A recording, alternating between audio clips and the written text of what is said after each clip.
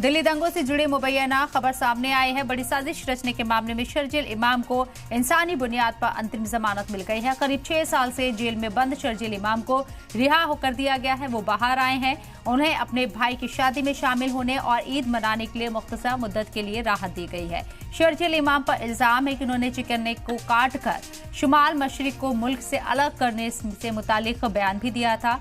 इमाम 2020 से तिहाड़ जेल में बंद थे और अदालत के हुक्म के बाद आज वो बाहर निकले हैं। उनकी रिहाई की कुछ तस्वीरें और वीडियो भी सामने आए। अदालत ने वाज़ेह किया कि जमानत सिर्फ आर्जी है और उन्हें 30 मार्च तक हर हाल में सरेंडर करना होगा। इमाम पर सरगर्मियों में मुलविस होने के इल्जाम में यूएपीए के तहत मामला दर्ज है। दिल्ली पुलिस का इल्जाम है कि सीए और एनआरसी के खिलाफ एहतजाज के दौरान उनके इश्तियाल अंगेज बयान उन्होंने दिए थे, जैसे 2020 में उत्तर पूर्वी दिल्ली में तशद्दुद हुआ। हालांकि इमाम ने इन सभी इल्जामात से इनकार किया।